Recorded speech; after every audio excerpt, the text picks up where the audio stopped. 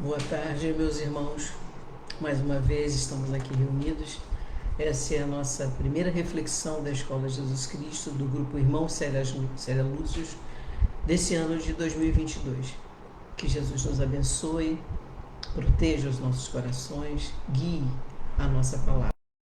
Com preparação para a nossa mensagem de reflexão antes da nossa oração, nós vamos ler um capítulo Paulo, Romanos 1, versículo 8, capítulo 1, versículo 8, que diz assim: Primeiramente dou graças a meu Deus, Jesus Cristo, por todos vós, porque em todo o mundo é anunciada a vossa fé.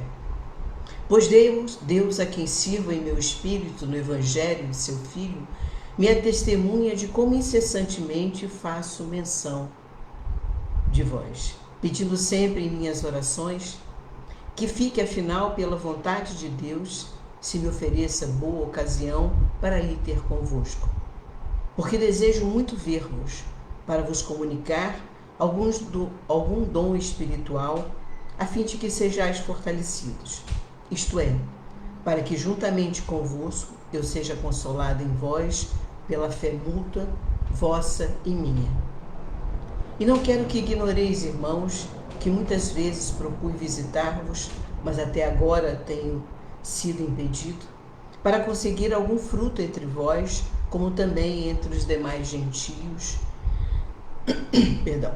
Eu sou devedor, tanto a gregos como a bárbaros, tanto a sábios como a ignorantes, de modo que quando está em mim, estou pronto para anunciar o Evangelho, também a vós que estáis em Roma. Porque não me envergonho do Evangelho, pois é o poder de Deus para a salvação de todo aquele que crê. Primeiro do judeu e também do grego. Porque no Evangelho é revelada de fé em fé a justiça de Deus, como está escrito, mas o justo viverá da fé. Vamos orar, meus irmãos. Eu peço licença para a nossa oração, que utilizemos uma mensagem de Maria Dolores, que está no livro Antologia da Espiritualidade, que chama-se Mais Rogo-te, Senhor.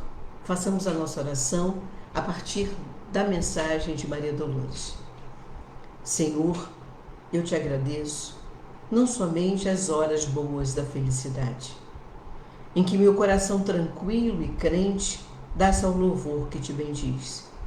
Agradeço igualmente os dias longos, em que varo o caminho a pedra e vento, nos quais me ensinas sem barulho, através das lições do sofrimento, como ser mais feliz.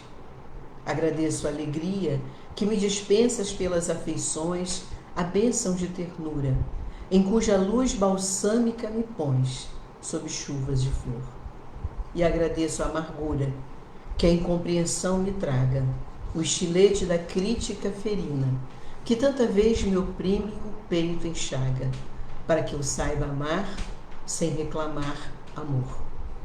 Agradeço o sorriso da esperança com que me fazes crer na verdade do sonho, a segura certeza com que aguardo o futuro risonho pela fé natural.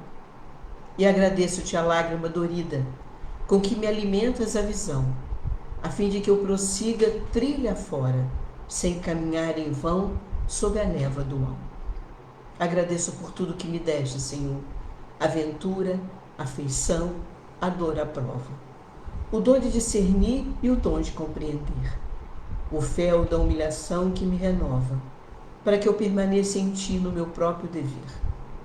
Mas rogo-te, Senhor, quando me veja sob a perseguição e o sarcasmo das trevas, no exercício do bem, não me deixes perder a paz a que me elevas, nem me deixes ferir ou condenar ninguém. Fica-se comigo, Senhor, com cada um de nós, porque cada um de nós precisa muito de ti. Que assim seja. Meus irmãos, a mensagem dessa tarde, ela está no livro Ideal Espírita, psicografado pelo nosso querido Chico Xavier e ditado por espíritos diversos. Especificamente nessa tarde, nós vamos fazer uma reflexão sobre a mensagem que está no capítulo 86, é uma mensagem de Emmanuel, chamado Dívidas. E Emmanuel começa a partir de um versículo: eu sou o devedor, tanto a gregos como a bárbaros, tanto a sábios como a ignorantes. Essa é uma passagem que está em Romanos, que nós podemos ler o capítulo, alguns dos versículos, mas especificamente no versículo 1, no capítulo 1, versículo 14. É uma mensagem, um texto de Paulo, uma carta, designada e indicada para os romanos, em que ele se diz para os romanos, fala para os romanos: eu sou devedor, tanto a gregos como a bárbaros, tanto a sábios como a ignorantes. É a partir desta mensagem, desse versículo, que Emmanuel faz a reflexão desse capítulo, que se intitula Dívidas. Veja bem, dívidas são deveres, são obrigações, não só dívidas materiais, que talvez sejam os primeiros pensamentos que cada um de nós pode pensar. Falou em dívida, pensa-se logo em dever a alguém um valor, uma matéria, um dinheiro, alguma coisa que compramos ou alguma coisa que recebemos e que temos que pagar. Temos o dever e a obrigação de pagar uma dívida.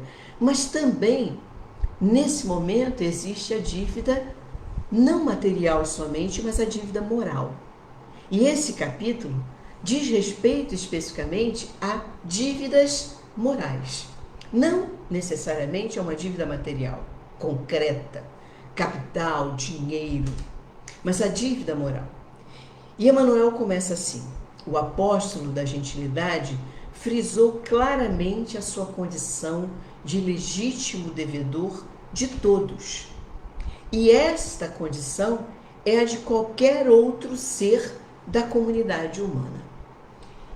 Eu busquei no livro Paulo Estevam, também psicografado por Chico e também ditado por Emmanuel, uma descrição desse homem que se apresenta como devedor legítimo de todos, diz aqui Emmanuel.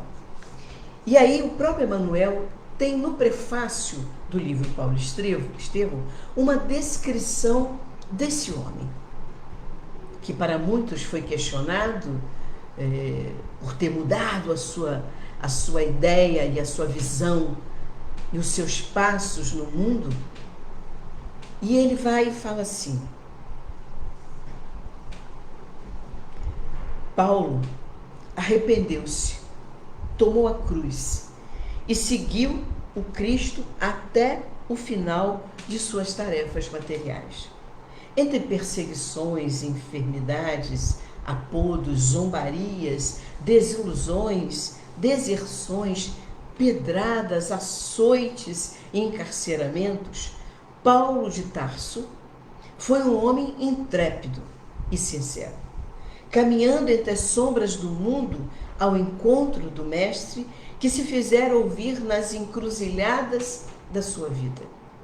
Foi muito mais que predestinado, foi um realizador que trabalhou diariamente para a luz de todos nós. Não só para a sua luz, para buscar a sua luz, mas para a luz de todos aqueles que o seguiam e que ouviam a sua palavra. Mas Emmanuel coloca aqui que Paulo, buscando um dos seus versículos, frisa de forma contundente ser ele um devedor. Ele que abraçou um ministério, não um ministério como nós conhecemos aqui, um ministério terreno, ministério da educação, da cultura, que muitas vezes questionamos quem exerce a função de um ministério, mas esse ministério, Emmanuel diz aqui, é o ministério de Deus. É a execução de uma tarefa não material, mas uma tarefa divina. O ministério é um serviço, é uma tarefa, é um ofício. Muitos de nós podem dizer que nunca recebeu uma tarefa, que não se lembra de um apelo como o que Paulo vivenciou. Meus irmãos, cada um de nós tem a sua própria tarefa. E assim como Paulo cumpriu, e assim como Paulo aqui coloca, se intitula um devedor, Emmanuel começa dizendo que Paulo deixa isso claro, mas ele já começa dizendo e nos alertando que todos nós, humanos, que pertencemos à comunidade de humanos, temos uma dívida.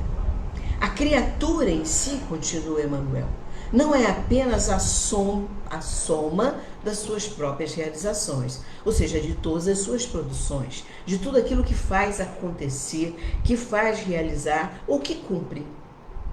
Cada um de nós não é fruto só do que realiza, mas é também o produto, diz ele, de débitos inumeráveis para com o grupo a que pertence.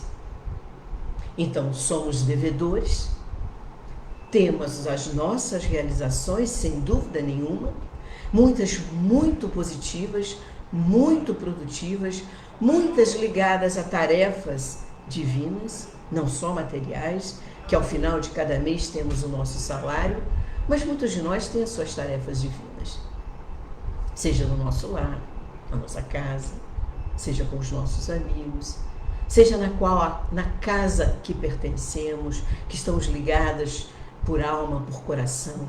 Cada um de nós tem uma tarefa, que não é só, repito, material. Todos nós temos tarefas espirituais. Ele diz aqui, então vou voltar à frase para chamar a atenção numa palavrinha. A criatura em si não é apenas a soma das suas próprias realizações, mas, eu costumo dizer quando a gente usa essa palavrinha, mas, porém, contudo, todavia, né? Usando aí vamos dizer assim, uma expressão de um professor de língua portuguesa, se eu não estou equivocada, a expressão mais, entre algumas outras, significa uma conjunção coordenativa. Ela liga orações. E aqui a função de ligar a oração é a função de que, ao se afirmar, existe um contraponto, existe um mais, existe um entretanto, um contudo. Então, todos nós temos realizações, mas a ligação desta frase é um alerta. Todos nós também temos dívidas inumeráveis. E Emmanuel, nos vai mostrar que dívidas são essas. Ele começa dizendo assim, cada um deve incalculáveis, ou seja, não existe uma máquina, não existe, para quem tem um pouco de conhecimento de algumas das ferramentas da Microsoft, não existe uma tabelinha de Excel que vá dar um resultado, porque é incalculável. Eu não somo 1 mais 1, que 1 mais 1 nas nossas dívidas não está dando mais, não dá 2, vai dar mais do que 2. E ele diz, incalculáveis tributos às almas com que a gente convive. Então somos todos devedores daqueles que estão no nosso entorno na nossa casa ou entorno em qualquer lugar que temos relações. E ele começa assim, não nos esqueçamos de que vivemos empenhados à boa vontade dos corações amigos. Então a primeira dívida que temos é com a boa vontade que os nossos amigos têm para com cada um de nós em nosso cotidiano. Precisamos agradecer, e é incalculável a dívida que temos com pessoas que convivem com cada um de nós. As minhas dívidas são incalculáveis e são impagáveis. Ele continua dizendo, a sabedoria dos mais experientes. Sabedoria não é esperteza. Sabedoria, quem é um sábio, é aquele que conseguiu reunir conhecimento. E ele diz, a sabedoria dos mais experientes nos leva, se conseguimos aproveitar esta convivência, esse relacionamento, nos possibilita aprendizado. E aprender é algo muito importante. Eu já falei isso em alguns momentos, mas vamos dizer assim, na didática, na pedagogia, se defende a ideia de 4 pilares. O aprender a ser, quem sou eu, e aí eu estabeleço metas e projetos de vida. Aprender a conviver, que é me relacionar com o outro, e isso exige da gente muito aprendizado para que possamos colocar em prática. O aprender a fazer, que são as nossas realizações, que é de sermos mais produtivos, e o aprender a aprender sempre. Não há algo finito no aprendizado. Estamos sempre nos colocando como estudantes que precisam a cada dia de oportunidades, de testes, para sabermos se aprendemos. E quando somos testados, identificamos que precisamos saber e obter mais e mais aprendizados. Aquele que tem a possibilidade, a oportunidade, a bênção de conviver com a sabedoria de pessoas mais experientes, estará sempre em dívida com esse. É incalculável isso. Continua Emmanuel, ao carinho dos companheiros mais próximos, o amor, a amizade, é algo, meus irmãos, que nos sustenta, que nos enriquece a alma, que nos garante sobrevida o tempo todo. O que seria de nós se não fosse o carinho e o afeto daqueles que estão ao nosso entorno? Cada dia temos a clareza e a certeza de que somos seres abençoados por Deus por termos amigos. Amigos que começam na nossa casa, com os nossos familiares, e amigos que estão ao nosso redor. Não têm o mesmo sangue, não têm o mesmo sobrenome, mas nos oferecem tanto e tanto amor que estaremos sempre em dívida incalculáveis, inumeráveis com esses seres tão belos e que teremos sempre uma gratidão eterna. Emmanuel continua, ao apoio e ao estímulo de familiares. Apoiar, meus irmãos, é cooperar, é colaborar, é estar junto. E ele diz não só o apoio da família, mas o estímulo da família. Estimular alguém é motivar alguém, é colocar esse ser para frente, para cima. Esse é o papel de cada um de nós. Sempre iniciando todas as nossas tarefas, os apelos divinos sempre devem começar no lar, nossa fonte essencial de aprendizado. Torna tudo mais fácil quando colocamos os pés fora da nossa casa. Se nós temos uma família difícil, é mais fácil viver com pessoas difíceis lá fora.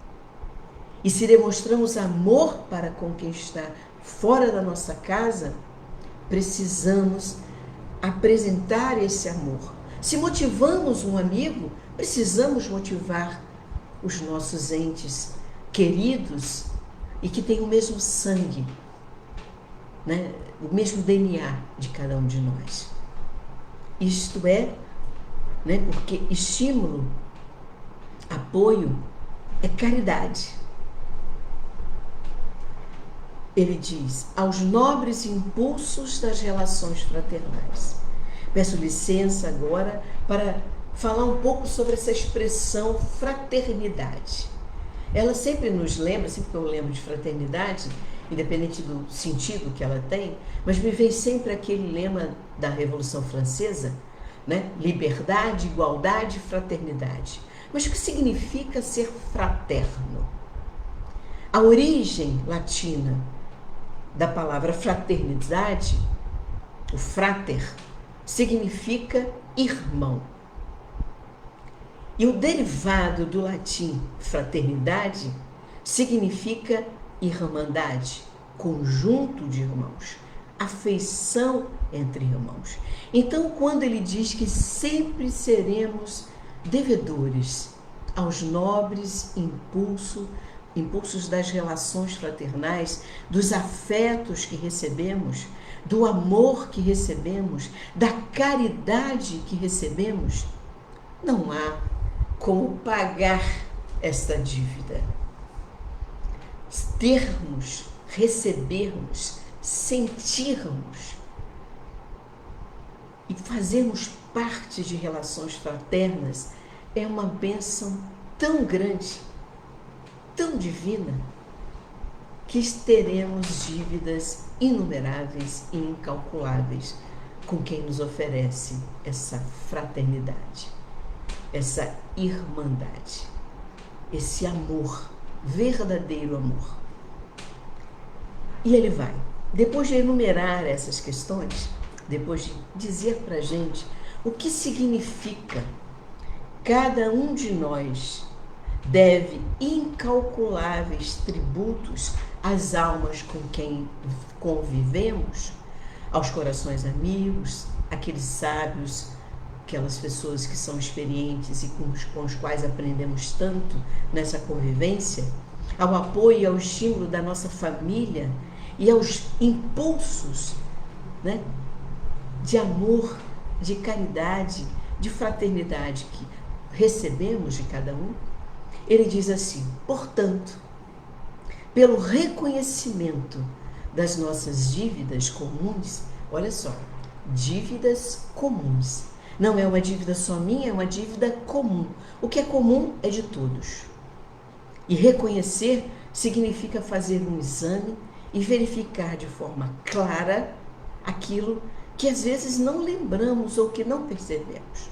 Reconhecer é verificar, passar a limpo a nossa vida e ao descobrirmos que temos dívidas que são comuns, provamos a real inconsequência do orgulho e da vaidade em qualquer coração e a impraticabilidade do insulamento, que significa o isolamento em nosso passo evolutivo. Nenhum de nós vive só.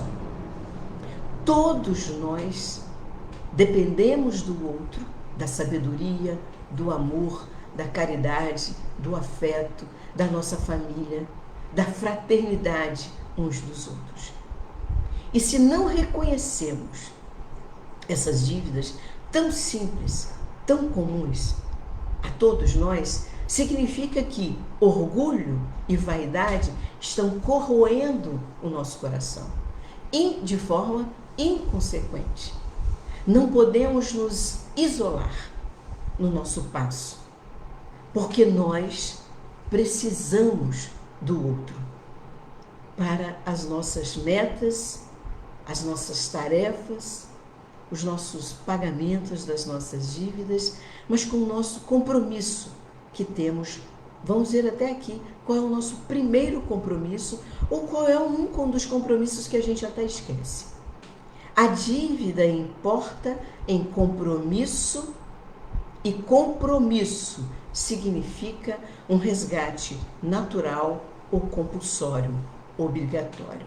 Então, a dívida, seja ela material, se assinamos um contrato de empréstimo e não pagamos, se assinamos no banco algum compromisso e não pagamos, se vamos a uma loja e compramos algo que pode custar o mínimo e não pagamos, é compulsório que o resgate virá.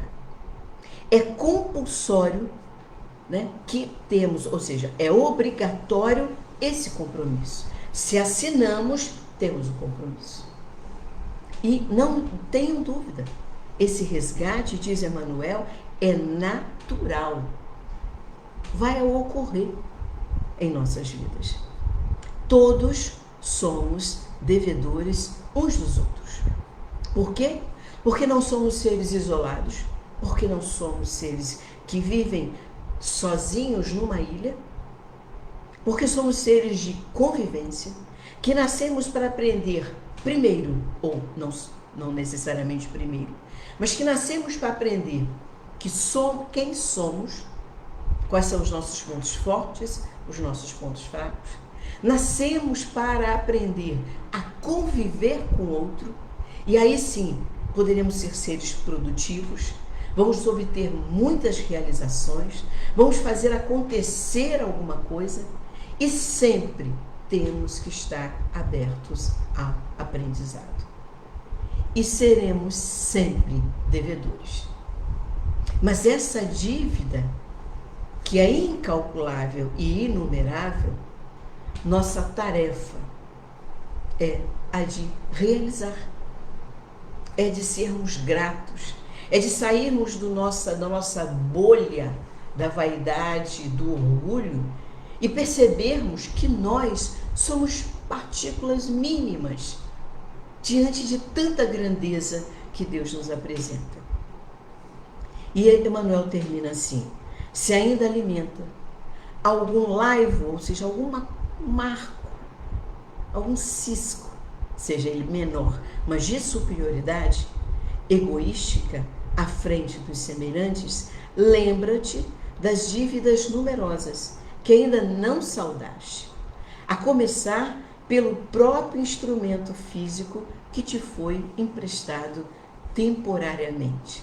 Olha como Emmanuel termina a reflexão que se intitula Dívidas. Meus irmãos, nós já nascemos devedores. Por quê? Porque ao nascermos, ao reencarnarmos, temos cada um de nós esse corpo. Foi-nos ofertada a oportunidade de estarmos aqui na Terra num corpo físico que vai nos apoiar o resgate natural e obrigatório das nossas vidas, das nossas dívidas. Porque a vida nossa já é uma dívida.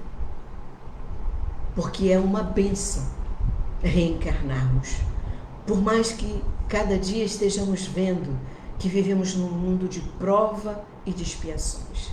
Estamos aí vivendo 2 anos, praticamente 2 anos e meio do Covid-19, que para cada um de nós tem uma marca. Quando nós estamos devagarinho, de forma lenta, nos, entre aspas, livrando desse vírus, vem o mundo e declara uma guerra. Uma guerra que o que está envolvida por trás disso se chama poder. Poder econômico, poder de mando, quando na verdade cada um de nós não pode nada. Somos devedores. Devedores desde o momento que nascemos, porque esse corpo nos foi emprestado por Deus para resgatarmos de forma natural e obrigatória todas as nossas dívidas. Existe um compromisso nosso, um acordo, um comprometimento, um pacto de resgatarmos os nossos erros. Fomos chamados a um apelo de Deus para com cada um de nós, para que possamos, de forma natural, resgatarmos essas apólices de dívidas. De forma tão diferente que os bancos tratam a gente, porque Deus é tão misericordioso que não nos dá a nossa vida, o nosso corpo, e diz assim: vá, viva sozinho. Não, Ele junto com o nosso corpo nos dá, nos oferece para viver junto, para resgatarmos não sozinhos, mas com amigos, com a família, com a fé, com as nossas orações, com o Chico que nos dá uma mensagem, nos oferece uma mensagem tão linda. Que Deus nos abençoe, que Deus nos fortaleça, para que possamos resgatar de forma natural todas as nossas dívidas, infindáveis dívidas, porque todos nós somos devedores, todos uns com os outros. E eu gostaria de terminar. Hoje tive a oportunidade de voltar os meus olhos para um dos livros de seu Clóvis, O Sal da Terra, e agradeço a Pedro, ele sabe por quê, né? Ao responder uma pergunta dele, eu acabei batendo meus olhos nessa que a gente se diz uma canção portuguesa, chamada Se Valeu a Pena. Todo dia, eu acho que nós devemos, ao dormir e ao levantar, ao despertarmos para mais um dia de oportunidade, pensar nessa canção portuguesa, que está no livro Sal da Terra, e que no livro diz assim: conservo carinhosamente a memória, a ocasião, Flávio nos oferece isso, em que papai trocou ideias com Chico sobre a canção portuguesa Valeu a Pena, interpretada pelo genial Francisco José. Eis sua letra. Pensemos nessa canção. Com voz serena perguntaram-me ao ouvido: valeu a pena vir ao mundo, ter nascido? Com lealdade vou responder, mas primeiro consultei meu travesseiro sobre a verdade. Tive, porém, que lembrar sobre o meu passado, horas boas do meu fado e as más também. Valeu a pena ter vivido o que eu vivi?